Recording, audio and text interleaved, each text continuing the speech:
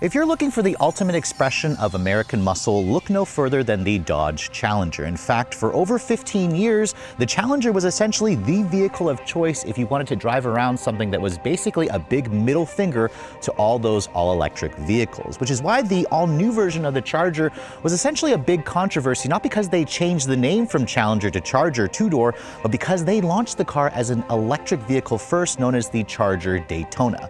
Well, for 2026, Dodge is hoping to rectify that and bring in customers part of the Brotherhood of Muscle with the introduction of this vehicle. This is the 2026 Charger SIXPACK. With the SIXPACK name making its return, it now refers to the amount of cylinders under the hood, courtesy of a 3-liter twin-turbo Hurricane inline-6, delivering 550 horsepower to all 4 wheels. So as you can see, this week, I've managed to snag for a full week the latest Charger SIXPACK. I actually picked this vehicle up from the Media Drive in Knoxville, and I drove it 560 miles back to my home here in Pennsylvania.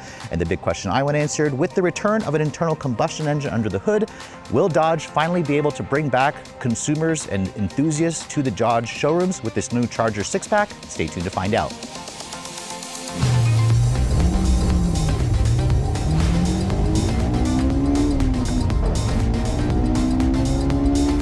Now, before we start talking about the brand new and stunning exterior design of the all-new version of the Charger, let me first start by popping the hood, because unlike the Daytona, which I had about a month and a half ago, instead of a front trunk storage space, you're gonna find a proper engine. Although it may not be a Hemi V8, this is the company's latest 3-liter twin-turbo Hurricane inline-6. Now, as you can see underneath this hood, it looks like it actually is a tight fit, which kind of makes me wonder if Dodge is going to be able to fit a V8 engine back under the hood. There's rumors that they're going to do so. We haven't gotten any confirmation, but until then, I think this should definitely scratch your internal combustion itch if you guys want a gas engine in the new Charger. It's the company's 3-liter high output double overhead cam direct injection twin turbo inline-6. It's got 2 Garrett 54mm turbos feeding air into the engine, of course, pumping in up to 30 pounds of boost pressure. Now, this is the high output version. Dodge will also launch the car as a standard output in the RT. This is the RT Scat pack, however, making 550 horsepower and 531 pound-feet of torque. That's a nice increase over the old 6.4-liter V8, which made 485 horsepower and 475 pound-feet of torque. It all is hooked up to an 8-speed ZF-sourced automatic. Sadly, there is no manual transmission available, and this vehicle comes standard with the company's full-time all-wheel drive system, with the ability to push a button and make this vehicle rear-wheel drive to do drifts, to do burnouts, to do line lock, for example.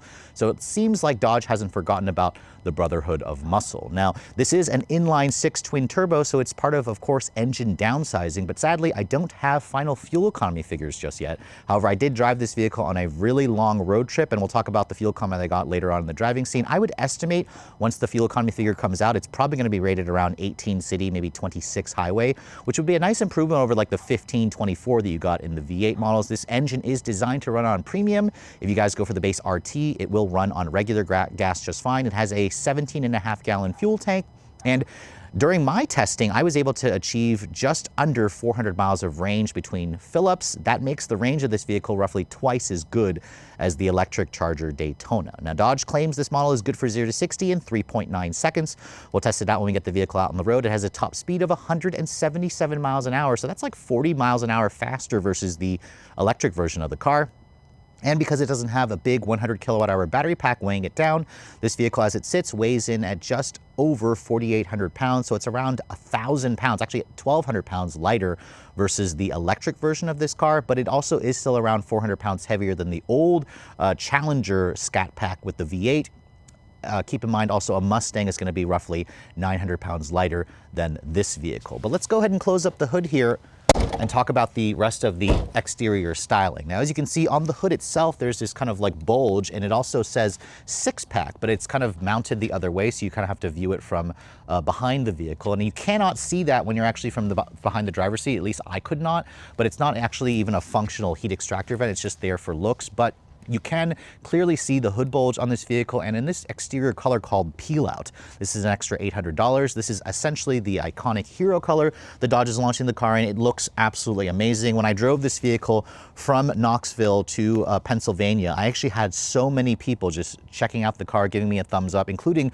BMW M5 owners were kind of giving me a thumbs up in this thing. So that's really cool to see, you know, people really loving the styling of this vehicle. You can see it has the iconic Challenger look in the front, even though this is now called the Charger, with a much more modern interpretation. So instead of the circular headlights, you can see this vehicle has reflector LED headlights, LED low and high beams. You have an LED daytime running light. It's got the iconic full LED light bar that kind of goes across with the new Dodge logo, of course, their Fratzog logo.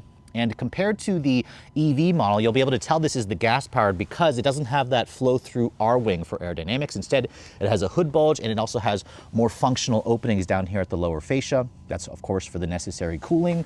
This vehicle requires you have a front camera system integrated right there with integrated parking sensors, of course. More functional air intake openings down here, along with this gloss plaque painted front splitter. And overall, this car, I think, is one of my favorite looking of all the muscle cars. This definitely, to me, looks better versus a Ford Mustang. Really, the Mustang is the only competitor for this car. But when you look at the new Charger two-door, you're going to notice just how much wider this vehicle is. It's 79.8 inches wide. This is nearly 2 inches wider versus the old Scat Pack wide body Challenger. So Dodge really basically made this thing an even bigger muscle car, which is kind of crazy to think because the old one was already a huge vehicle. Now, moving around the side profile, this vehicle is built on their Stella Large architecture, which is a multi-energy platform where it can accommodate basically a battery pack or an internal combustion, and it's a much bigger vehicle with a 121-inch long wheelbase with a 206.6-inch overall length. This is around 8 inches longer versus the old Challenger, which is shocking, but it's also around 17 inches longer versus a Mustang. So you're really going to notice just how much bigger this car is. It has a lot more interior space, but it's also around the same size as the four-door. So you can basically get it as a two-door or a four-door. The four-door will cost you $2,000 extra, but they are essentially the same in terms of the dimensions. Now, looking at my test car, you can see it has a black top package, and it also has an optional 20 by 11 inch wheel. So this is the darker finish luster nickel wheel that you get with the black top package.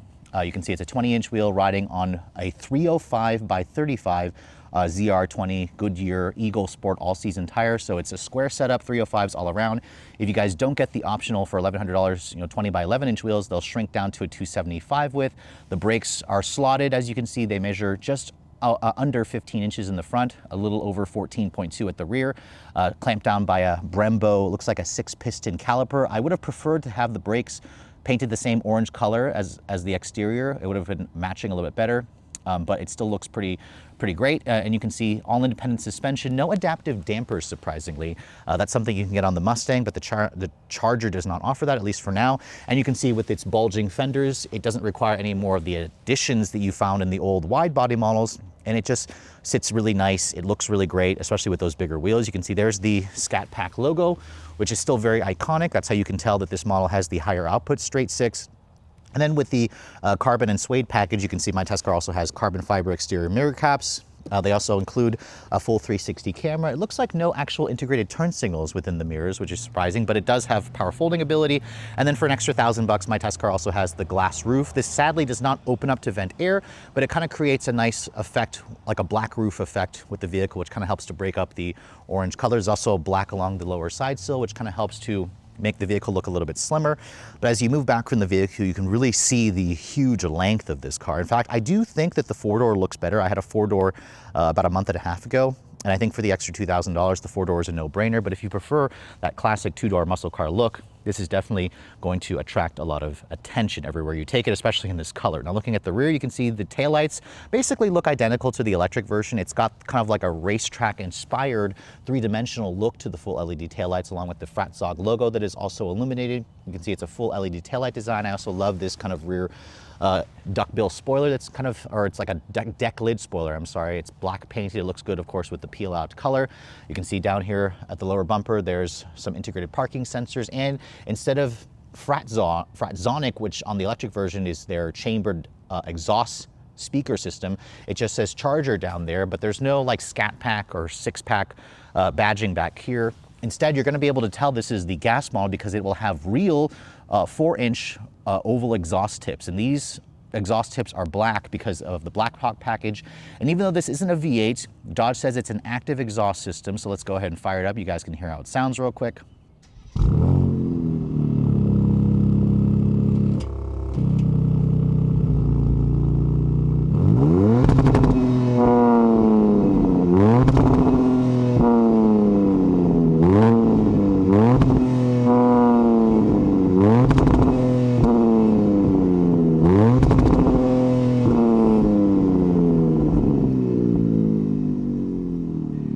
And hear me out, guys, I know this is not a V8, but I have to admit, this engine really has been woken up by the exhaust system in this car. Compared to the Rams that I've heard it been before, or the Wagoneer, Grand Wagoneer, this engine actually sounds pretty good. It has the pops and crackles, it's got that straight six snarl, and even though it's not the traditional muscle car, I think enthusiasts can grow to love the sound. I personally think it sounds good. It could be, although a smidge louder. Now, in terms of the cargo capacity, even though this vehicle looks like a traditional coupe, it's actually a liftback, and that was a smart decision on Dodge's part because it really expanded the cargo capacity and the practicality of this vehicle. Because as you can see with its huge opening, it's not the tallest cargo area, but it's very deep, it's very wide, it's very long.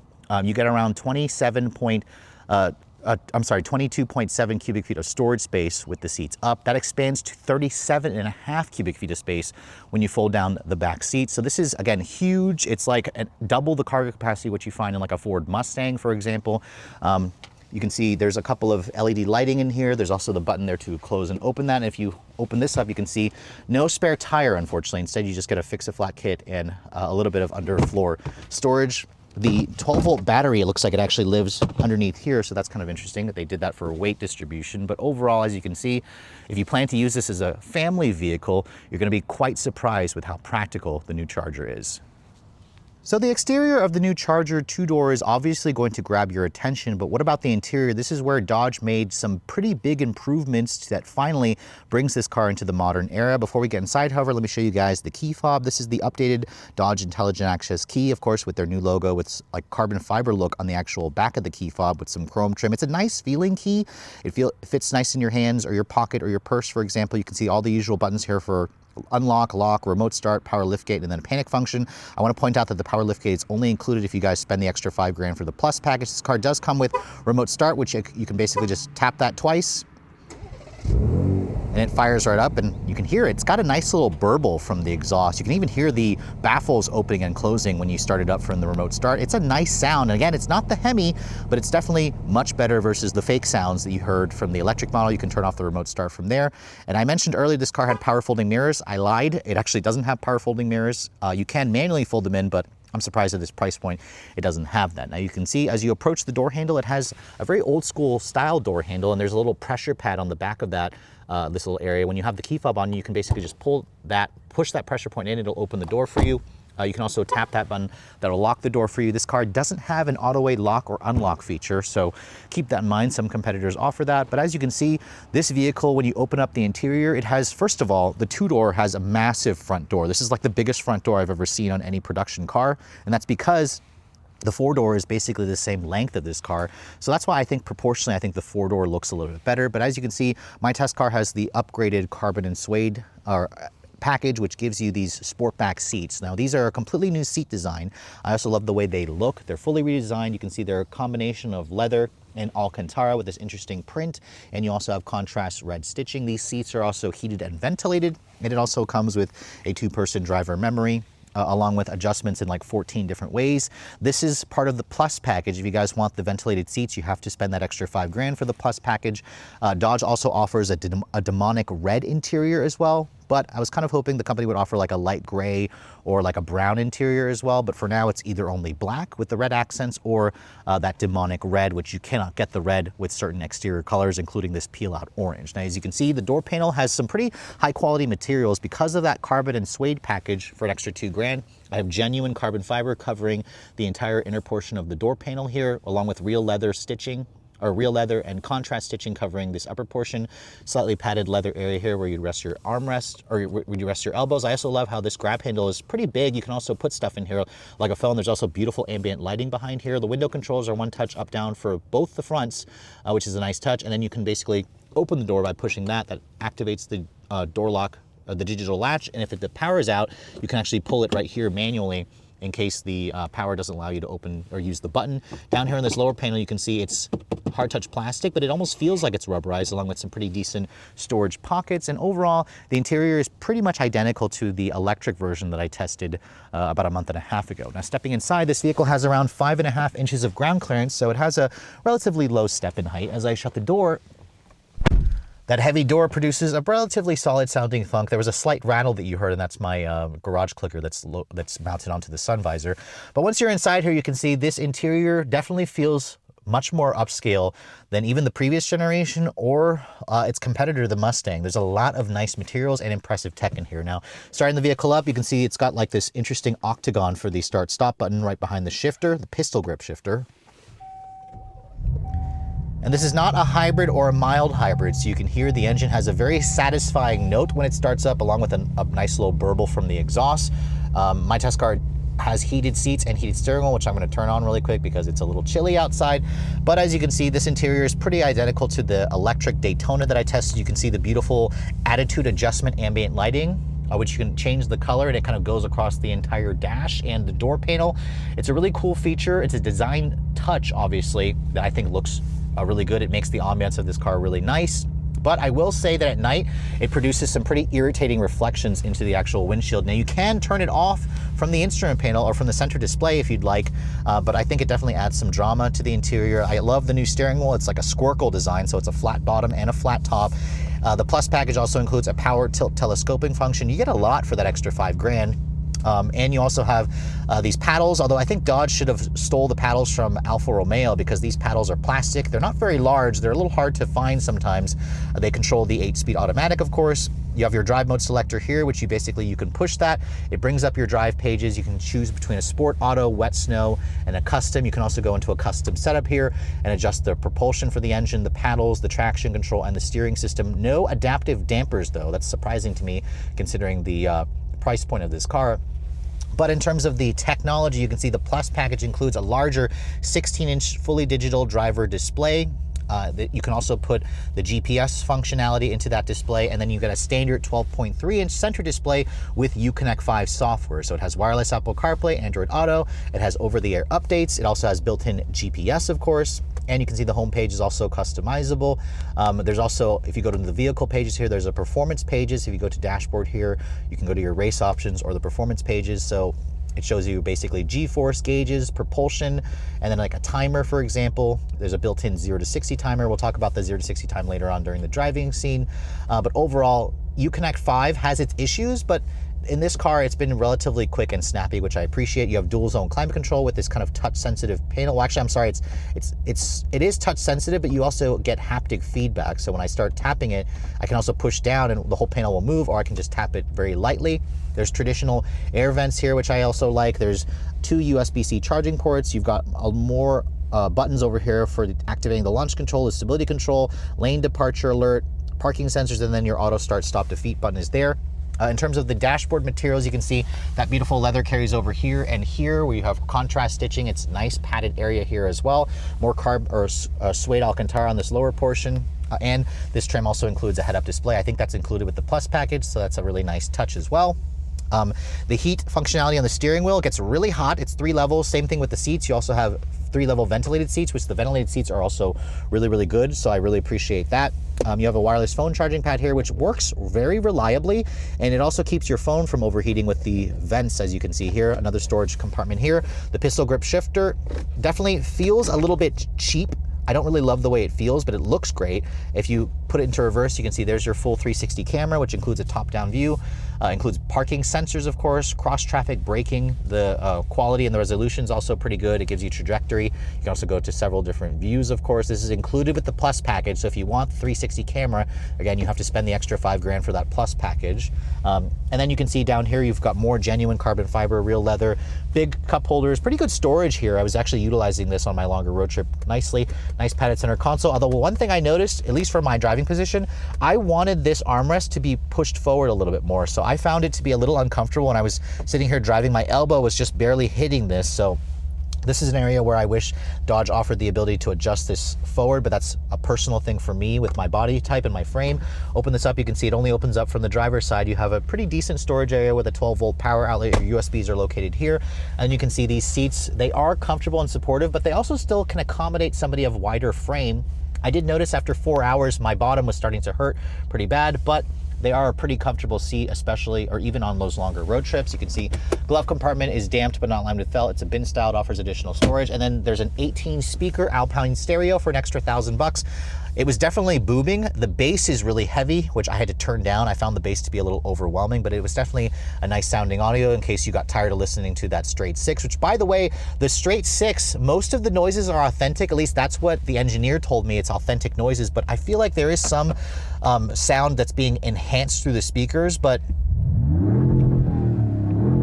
I'll let you tell me when you hear it. It definitely sounds like it's being enhanced a little bit, even though the engineer told me that they're not. They told me it's an authentic sound. You can see the auto dimming rearview mirror is frameless, but there's no digital camera rearview mirror. That would have been nice because the rear view is not as great. You can see there's more suede on the headliner, and then you've got this big panoramic glass roof. This doesn't have a retractable shade or anything, and I wish it also opened up to vent air, but it's an extra $1,000. It's definitely a nice touch. You have LED map lighting, of course, but overall the interior, I didn't hear any squeaks and rattles. It has solid build quality, upscale materials.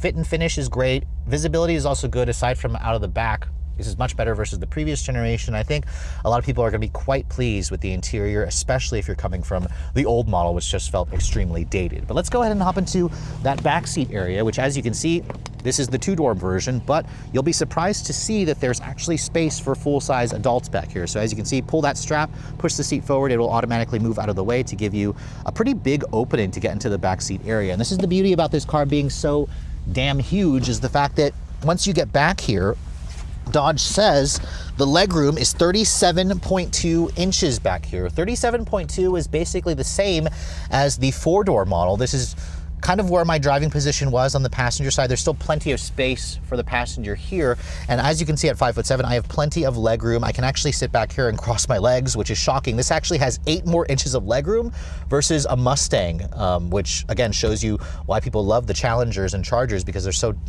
practical. You have 3-level heated seats back here. That's included with the Plus package, 2 USB-C charging ports, air vents. As you can see, there's a small window back here, so you can get a little car sick, which is why I recommend the 4-door if you need a better view and more and just that practicality. There's hard touch plastic materials here. It is slightly padded here, but it's not leather stitch, which would have been nice. And surprisingly, there's still an armrest that folds down and gives you 2 cup holders here. No adjustable head restraints, but you can see the sunroof comes all the way into the backseat area. And in terms of headroom space at 5'7", the 2-door definitely gives you less headroom. So my head, if I lean back, definitely is hitting the ceiling, but that wasn't the case, I don't think, on the 4-door model, so I had a little bit more space. So overall, if you're looking for a 2-door that can actually carry adults, this is where the new Charger 2-door is shockingly impressive. But still, for me personally, for an extra $2,000, I would get the 4-door.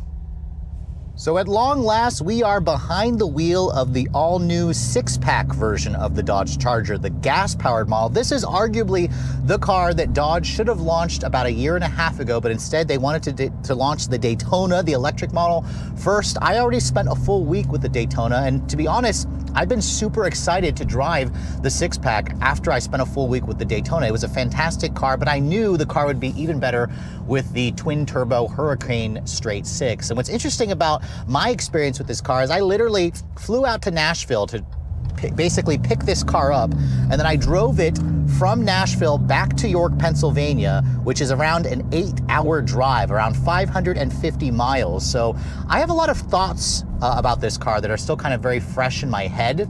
But first, before we talk about, the long driving experience, let's talk about some of the numbers, because this model is the Scat Pack version, which basically means we have the high output 3-liter twin-turbo Hurricane straight 6. It makes 550 horsepower and 531 pound-feet of torque. That's a good deal less versus the 670 that you get in the electric Daytona, but this car also weighs about 1,000 pounds less. Dodge claims it's good for 0 to 60 in 3.9 seconds with a top speed of 177 miles an hour.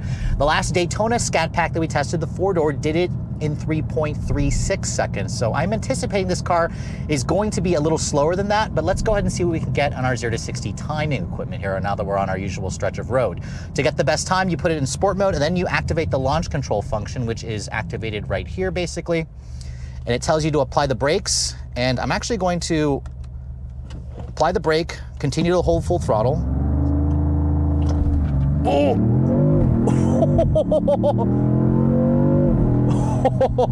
And there we got 3.76 seconds there. 3.76 is obviously faster versus what Dodge claims at 3.9. It's around 0.4 seconds slower versus the Daytona, the all-electric version, which it should be slower. It has less power, but still 3.6 seconds with all-wheel drive grip.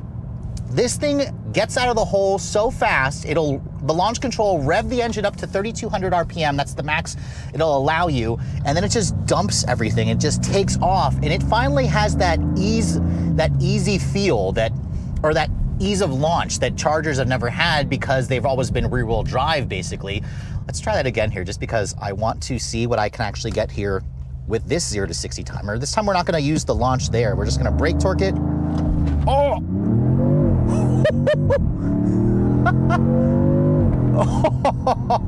All right, 4.06 seconds there. That's with it more going slightly uphill. I also didn't technically use the launch control that's built into the car, but I also wanted to show you guys the built-in 0 to 60 timer and compare. My race box says 4.06, it's got full service. It says 4.4 there on the Dodge system. So it's a little bit more, I guess, conservative on the Dodge system, but still, I love how there's a built-in timer there. And basically what that means is if you floor this thing from a stop, you should be able to get a 4-second 0 to 60 launch every time. And because it has that all-wheel drive grip, there's basically no drama. It just pulls and goes, and listen to that sound.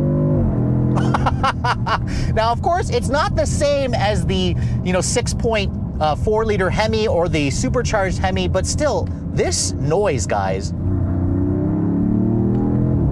it is all authentic noises. Dodge says that the exhaust is active. There's a baffle that opens anytime you put your foot down, and you can hear the induction howl of this thing. It also has some nice little pops and crackles from the exhaust. I know it's not the same as that classic Hemi muscle car noise, and I suspect Dodge will probably put the V8 back into this car. They haven't said anything to confirm that, but they're being very tight-lipped about that. But it's going to happen. But at the same time, this Hurricane twin-turbo inline-6, if you can accept the noise it makes, it's a different sound. It's not bad, it's just different. I think you're gonna be quite impressed with what this powertrain has to offer. Put my foot down. It's also got a really fantastic 8-speed ZF, that smooth 8-speed. It just bangs off shifts so fast. It's perfectly matched up with this powertrain. It just reads your mind. It's so smooth when you want it to be, yet it's aggressive when you also want it to be fast, and when you want to, get off the line fast and smoke that V8 Charger, for example. I want to try another 0 to 60 run here just because we can. Oh, dang, this thing really gets out of the hole. 3.7 again. So very consistent time there. And I'm impressed. I knew I was going to love the Hurricane engine in this car, and I didn't know that I was gonna love it this much, because this thing feels like a muscle car, in the sense when you're driving it, but at the same time, it handles really well. It has 1,000 pounds less weight, so obviously you don't have to deal with the extra fat, but at the same time, it still feels like a relatively fat car, but it also feels like a fat car that's lost some weight. It handles phenomenally. The weight distribution is closer to 50-50. The steering in this car has a surprisingly good amount of feel and a lot of precision. The body also stays pretty flat when you start pushing the car around in corners. I mean, Chargers have always surprisingly handled okay, considering how big the cars have gotten. And even though this new version is around 500 pounds heavier versus the previous Scat Pack Charger, you don't really feel that extra weight. This thing corners like it's on rails. The ride quality is also so good. Again, I drove this car 560 miles literally this morning. I left at 8 o'clock, and here I'm back. It's almost dark in Pennsylvania, and I was shocked at how good the ride quality was. It didn't beat me up. The seats also were very comfortable. They only started to hurt my behind after about 4 hours of sitting in them constantly. But it's just a shockingly comfortable car with actually decent visibility. You can see out of the front and the side. Okay, this pillar is a little large. The view out of the back is fine. I just wish that Dodge offered a digital camera rearview mirror. Sadly, I don't think that that's part of the option list, at least for now. But the tech in this car also looks great. You can see the Uconnect 5 system with their 12.3-inch display, the big 16-inch display here. I actually really like the way this display looks. It, for me, was really easy to kind of scan everything on a dime. It also had a great trip computer functionality. And let's go ahead and talk about fuel economy, because right now Dodge is not saying what the finalized fuel economy is just yet. They'll have that number hopefully by the end of this month or early next month. But in my testing, when I drove this car 560 miles, I averaged around 21 mpg combined. And on the highway, when I was driving this vehicle at 70, when I was just doing a steady cruise and I wasn't driving like a jerk, I got 29 miles to the gallon. 29 miles to the gallon. That is on premium, of course. When you factor in that 17.5-gallon fuel tank, you could do around 450 miles of range on the highway in this car, which is double the range what you're going to get in the electric Daytona. So that's another reason to go with the gas model, is just the incredible amount of range, the excellent fuel efficiency. I imagine when this car gets rated finally by the EPA, I would estimate maybe 18 city, 25 highway. That's probably, honestly, being conservative. It could get closer to 30. I was able to prove that. Confirm that when I was driving this vehicle. And then I have the drive mode here in auto. I had it in sport earlier. What's great about the auto mode, it's really responsive. For example, when I'm just driving the car normally, comfortably, on a long road trip, for example, it feels like a premium car. It feels like a big full-size car, but then you put your foot down, the baffle automatically opens and you hear all of that straight six snarl, and it's a wonderful noise, guys. You can also use the paddles if you'd like. The paddles, Dodge says, will actually hold it in the gear. So if you forget to shift, it won't actually shift for you, which I actually appreciate when it does that. But again, the paddles, they work okay. So you can see that held it there because I shifted a little too late, but you can hear a little bit of that snarl, that pop. It sounds so good. I know it's not the same as your Hemi, but just give it a chance, guys. It has all of that delicious torque. It's faster than the Hemi. It's smoother. It gets better gas mileage. The Hurricane is a force to be reckoned with. Hurricane Dodge. Long live Hurricane Dodge, man. This is exactly what this car should have launched with. And it also has their latest driver assistance tech. I had a chance to use it. The adaptive cruise works well. The lane keep is not as good as some competitors. It keeps you in the lane, but it doesn't offer true hands-free functionality. And on that long road trip, I didn't hear a single squeak and rattle in this car. It felt, solidly built. It was tight.